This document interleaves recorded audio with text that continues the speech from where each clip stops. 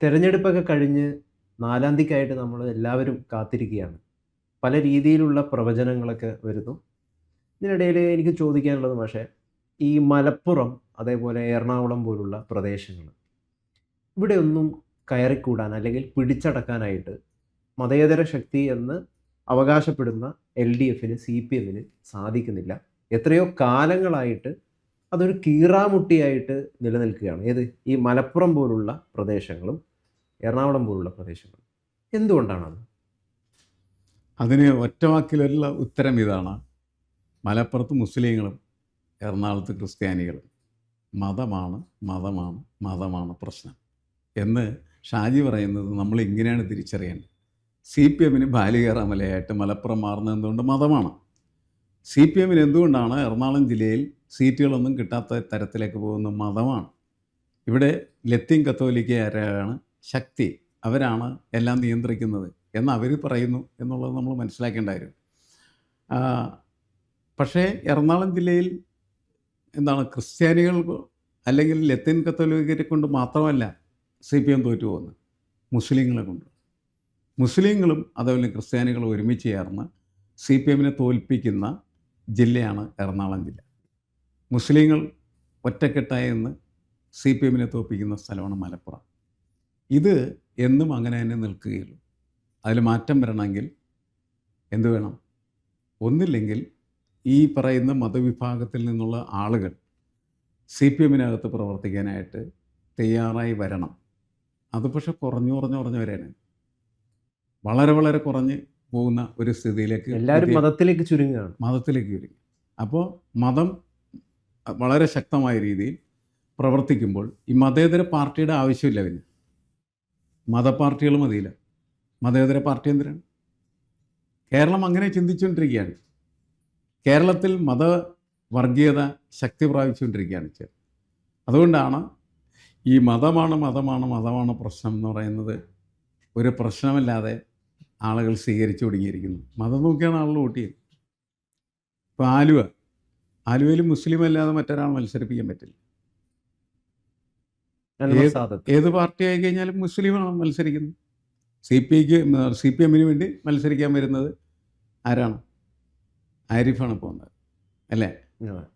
കോൺഗ്രസിൻ്റെ സ്ഥിരമായിട്ട് അവിടെ ജയിച്ചുകൊണ്ടിരിക്കുന്നതായിട്ടുള്ള മുസ്ലിം എറണാകുളത്തേക്ക് വരുമ്പോഴാണ് ഇവിടെ ലത്തീൻ കത്തോലിക്കർ തന്നെ വേണം.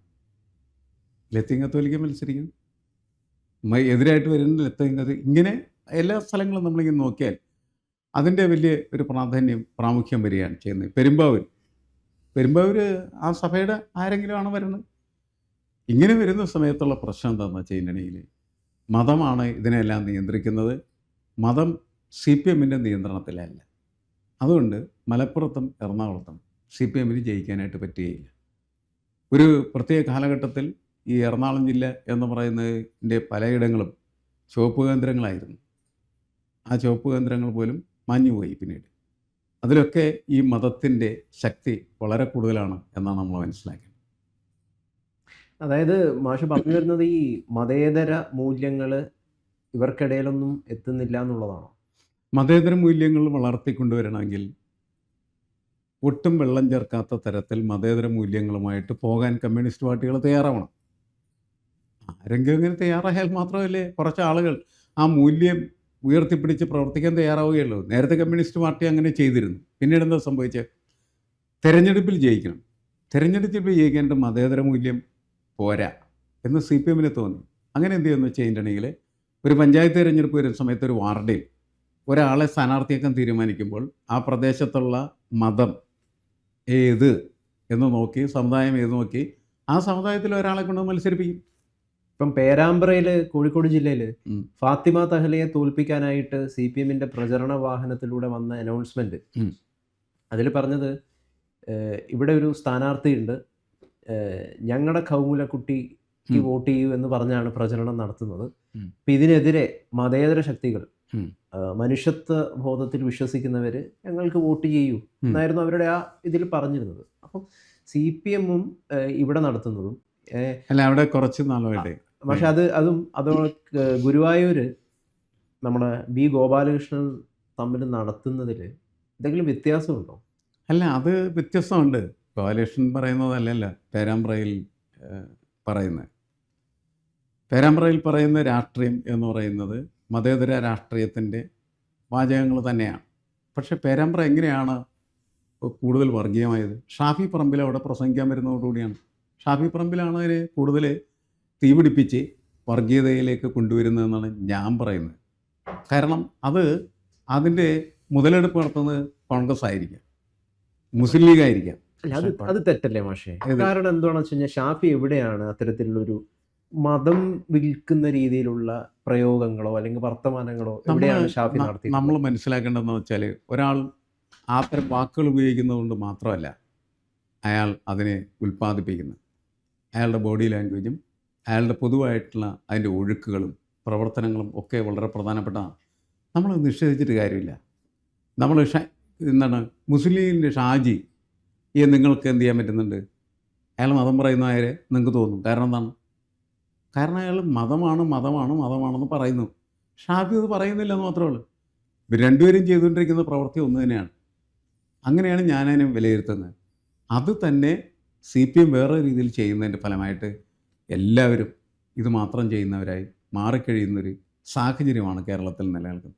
അതുകൊണ്ടാണ് കേരളത്തിൽ ഈ മതേതര രാഷ്ട്രീയം എന്ന് പറയുന്നത് രക്ഷയില്ലാത്തൊരു സാധനമായിട്ട് മാറിക്കഴിഞ്ഞിരിക്കുന്നത്.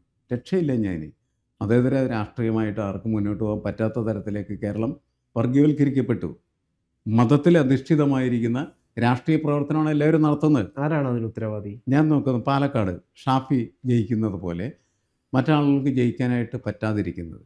അല്ലെങ്കിൽ എന്തുകൊണ്ട് CPM അവിടെ ഇത്തവണ ഒരു മുസ്ലിം സ്ഥാനാർത്ഥിയെ നിർത്തി എന്നൊക്കെ ചോദിച്ചാൽ അതിൽ വർഗീയത മാത്രമേ ഉള്ളൂ. CPM അയാളെ കൊണ്ട് നിർത്തി എന്തിനാണ്? ന്യൂനപക്ഷ വോട്ട് കിട്ടാൻ വേണ്ടിയിട്ടല്ലേ? ആണോ? അതല്ലേ പ്രശ്നം. അങ്ങനെ എല്ലാവരും ചിന്തിക്കാൻ തുടങ്ങിയാൽ പിന്നെ എങ്ങനെ രക്ഷപ്പെടും?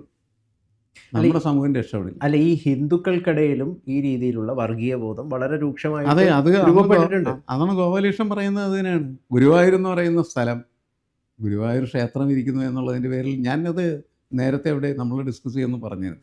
അതിനെ ഒരു മാർഗ്ഗമുള്ള എളുപ്പമുള്ള മാർഗ്ഗം, ആ നിയോജകമണ്ഡലത്തിൻ്റെ പേര് മാറ്റുകയോ ഗുരുവായൂർ ക്ഷേത്രം ഇരിക്കുന്ന ആ പ്രദേശം എന്ന് പറഞ്ഞിട്ടുണ്ടെങ്കിൽ മണലൂരോ അങ്ങനെയൊക്കെയുള്ള സാധനങ്ങളുമായിട്ട് ബന്ധപ്പെടുത്തി വേറെ ഒന്നാക്കി അതിൻ്റെ പേര് ഗുരുവായൂരെന്നാക്കി ഈ വിഷയം ഉണ്ടാവില്ല.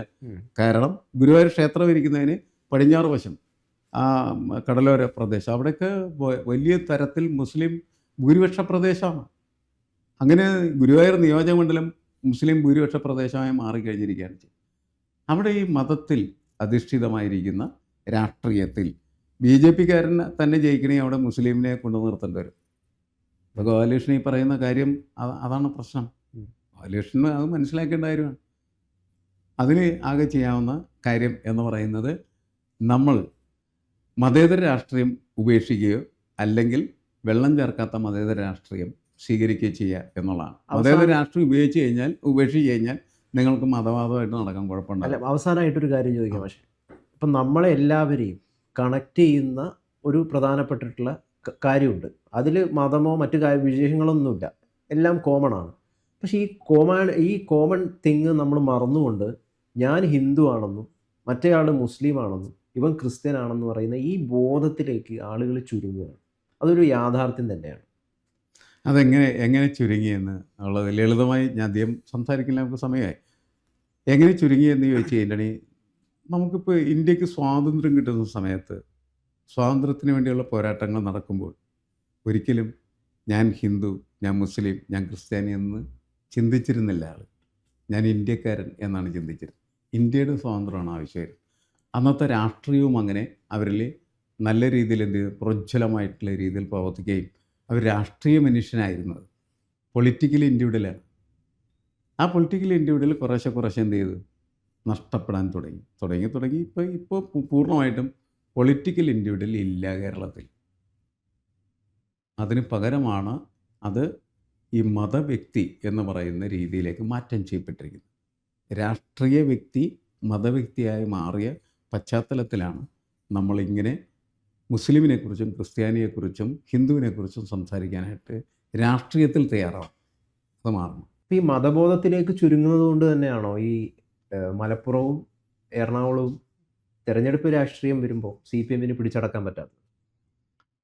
മലപ്പുറത്ത് നമ്മൾ പറഞ്ഞല്ലോ, അതൊരു മുസ്ലിം രാഷ്ട്രീയത്തിൻ്റെ ശക്തിയാണ് സി പി എമ്മിനെ വലിയ തോതിൽ അകറ്റി നിർത്തുന്നത്.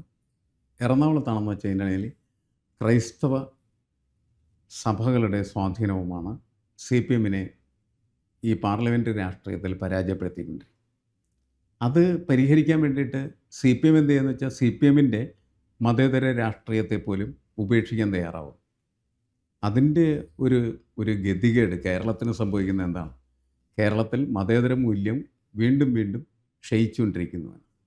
കാരണം മതേതര മൂല്യത്തെ ഉയർത്തിപ്പിടിക്കാനായിട്ടുള്ള ഉത്തരവാദിത്വമുള്ളത് കമ്മ്യൂണിസ്റ്റ് പാർട്ടികൾക്കാണ്. അവരത് കൈവിട്ട് കഴിഞ്ഞാൽ സംഭവിക്കുന്നത് എല്ലാവരും അതിനെ കൈവിടുന്ന അവസ്ഥയിലെത്തിച്ചേരും. അങ്ങനെ വരുമ്പോൾ സമൂഹത്തിൽ മതേതര മൂല്യങ്ങളുമായി ജീവിക്കുന്ന കുറേ മനുഷ്യരുണ്ട്. മതമൊന്നും നോക്കാതെ ജീവിക്കുന്ന ആളുകൾ, മനുഷ്യനെ നോക്കി ജീവിക്കുന്ന ആൾ, അവരുടെ എണ്ണം വളരെ വളരെ കുറഞ്ഞു വരും. അവർക്കൊപ്പം നിൽക്കാൻ ആരുമില്ലാത്ത ഒരവസ്ഥയുണ്ടാവും. അവരൊറ്റപ്പെട്ടു പോകും എന്നുള്ളതാണ്. അങ്ങനെ നമ്മുടെ സമൂഹം എന്ന് പറയുന്നത് പൂർണ്ണമായിട്ടും ഈ മതത്തിനും മതത്തിൻ്റെ നേതൃത്വത്തിനും കീഴിൽ അകപ്പെട്ടു പോകുന്ന ഒരു സ്ഥിതി ഉണ്ടാവും. ഇതിലൊരു തർക്കവും ഇല്ല എന്നാണ് എനിക്ക് തോന്നിയിട്ടുള്ളത്. കാരണം എല്ലാ കാര്യങ്ങളും ഓരോ മതത്തിൻ്റെയും സഭാ നേതൃത്വം, ഏത് മതത്തിൻ്റെ ആയിക്കഴിഞ്ഞാൽ ഹിന്ദു സമുദായത്തിൻ്റെ കാര്യങ്ങൾ, ഇപ്പോൾ വെള്ളാപ്പള്ളി നടേശനൊക്കെ ഇതിനകത്ത് കയറി ഇടപെടുന്ന രീതികൾ എന്ന് പറയുന്നത് ആർക്കെങ്കിലും സ്വീകാര്യമായിട്ടുള്ളതാണ്? അല്ല. അവരൊക്കെ എന്തിനാണ് ഇങ്ങനെ കയറി ഇടപെടുന്നത് എന്ന് നമുക്ക് ചോദിക്കാനായിട്ട് തോന്നുന്നത് നമുക്കൊരു മതേതര മൂല്യമുള്ളത് കൊണ്ടാണ്. വെള്ളാപ്പള്ളി നടേശൻ്റെ കാര്യത്തിൽ മാത്രമല്ല, കൊച്ചിയിൽ ലത്തീൻ സഭ എന്തിന് ഇതിനകത്ത് ഇടപെടണം? എന്തിനാണ് ഈ മുസ്ലിങ്ങൾ, പ്രത്യേകിച്ച് ഈ തങ്ങൾ കുടുംബം ഒക്കെ കയറി കേരളം ഭരിക്കാനായിട്ട് തീരുമാനിക്കുന്നത്? ഞാൻ പല ഘട്ടത്തിലും ചോദിച്ചിട്ടുള്ള കാര്യം മലപ്പുറം കൊണ്ട് നിങ്ങൾ കേരളം പിടിക്കാൻ ആഗ്രഹിക്കുന്നുണ്ടോ എന്നുള്ളത്. ഈ ചോദ്യം പല ആളുകളും ചോദിക്കുന്നുണ്ട്. അപ്പോൾ ഇതിൻ്റെ പ്രധാനപ്പെട്ട പ്രശ്നം എന്ന് പറയുന്നത് കേരളത്തെ തന്നെ ഒരു മതവാദി കേന്ദ്രമാക്കി മാറ്റുന്ന ഒരവസ്ഥയാണുള്ളത്. അത് മാറേണ്ടതാണ്. അത് മാറാനായിട്ട് ആരെങ്കിലും മതേതര സങ്കല്പത്തിൽ, ചിന്തയിൽ പ്രവർത്തിക്കണ്ടേ? കമ്മ്യൂണിസ്റ്റ് പാർട്ടി അങ്ങനെ പ്രവർത്തിച്ചിരുന്നു. പക്ഷെ അവരൊക്കെ ഉപേക്ഷിച്ച് അവരെന്ത് ചെയ്യുന്നു? വോട്ട് കിട്ടുന്നതിന് വേണ്ടിയിട്ട് ഇവരുടെയൊക്കെ പിന്നാലെ നടക്കുന്ന സ്ഥിതിയിലേക്ക് വരുന്നു. വളരെ ഗുരുതരമായിട്ടുള്ള ഒരു പ്രതിസന്ധി തന്നെയാണ്. മലപ്പുറത്തു നിന്ന് ഒരിക്കലും ഇവർക്ക് വോട്ട് കിട്ടില്ല, അതേപോലെ തന്നെ എറണാകുളത്തും വോട്ട് കിട്ടില്ല. ഇത് മനസ്സിലാക്കിയിട്ട് മതേതര മൂല്യത്തിന് വേണ്ടി ഉയർന്നു നിൽക്കുക എന്നുള്ളത് മാത്രമാണ് സി പി എമ്മിൻ്റെയും കമ്മ്യൂണിസ്റ്റ് പാർട്ടികളുടെയും ഒക്കെ മുന്നിലുള്ള ഒരു വഴി. അത് മാത്രമാണ്. ആ വഴി അവരടച്ചിട്ടെന്താ കാര്യം?